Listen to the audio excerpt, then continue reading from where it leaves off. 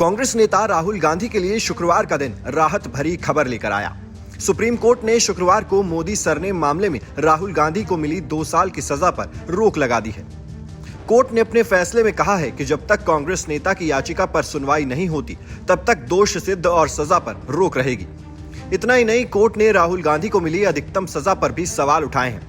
बता दें कि राहुल गांधी को मोदी सरनेम मामले में सूरत की कोर्ट ने दोषी मानते हुए 2 साल की सजा सुनाई थी, जिसके आधार पर उनकी संसद सदस्यता समाप्त कर दी गई थी।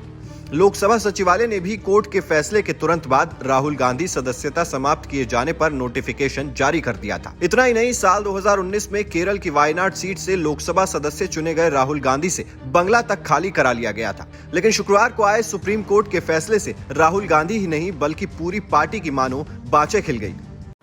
आज सत्य साहस की जीत हुई है।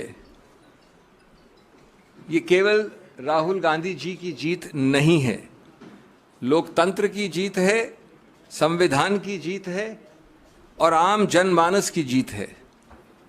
कांग्रेस ने तुरंत प्रेस कॉन्फ्रेंस की और उसमें खुद राहुल गांधी ने आकर साथ देने के लिए सभी का शुक्रिया अदा किया। राहुल गांधी ने कहा कि सच की हमेशा जीत होती है।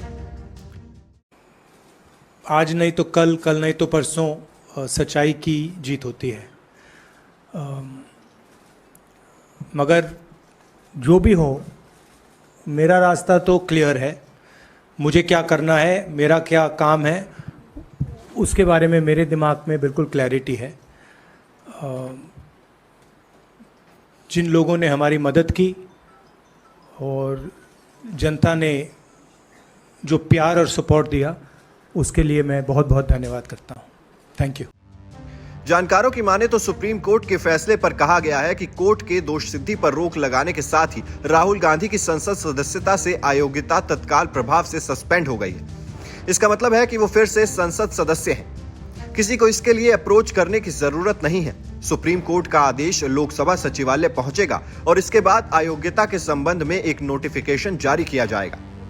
लोकसभा सचिवालय की ओर से नोटिफिकेशन जारी कर कहा जाएगा कि सुप्रीम कोर्ट के आदेश के अनुपालन में राहुल गांधी की संसद सदस्यता से अयोग्यता सस्पेंड कर दी गई है। हालांकि इसके लिए किसी तरह की समय सीमा निर्धारित नहीं है। तो जैसा कि लोग कह रहे हैं, फिर से चलेगी सवालों की आंधी जब संसद में लौटेंगे राहुल गांधी। बता दें कि राहुल गांधी को संसद की सदस्यता के अयोग्य करार दिए जाने के बाद अगर वायनाड सीट पर उपचुनाव हो गए होते तो अब उनकी सदस्यता बहाल नहीं हो पाती। वायनाड में अभी तक उपचुनाव नहीं हुए हैं। सुप्रीम कोर्ट के इस फैसले के साथ ही राहुल गांधी के 2024 का चुनाव लड़ने की संभावनाओं पर छाए अगर मगर के बादल भी छट गए हैं।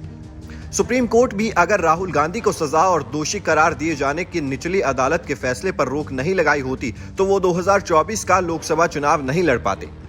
सुप्रीम कोर्ट के रुख और ताजा फैसले दोनों से ये साफ हो गया है कि राहुल गांधी न सिर्फ संसद में लौटेंगे बल्कि 2024 में चुनाव में बतौर उम्मीदवार भी नजर आएंगे।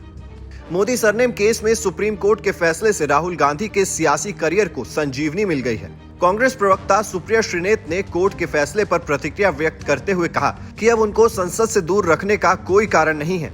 ये मनमानी करने वालों के लिए एक झटका है। उन्होंने ये उम्मीद भी जताई थी कि अविश्वास प्रस्ताव पर बहस के दौरान राहुल गांधी सदन में मौजूद रहेंगे। सुप्रीम कोर्ट के फैसले के बाद कांग्रेस पार्टी मोदी सरकार के खिलाफ और आक्रामक नजर आ सकती है। 26 विपक्षी दलों के नए गठबंधन Indian national development inclusive alliance के लिए भी राहुल पर आया ये फैसला अहम है। Team news nation digital.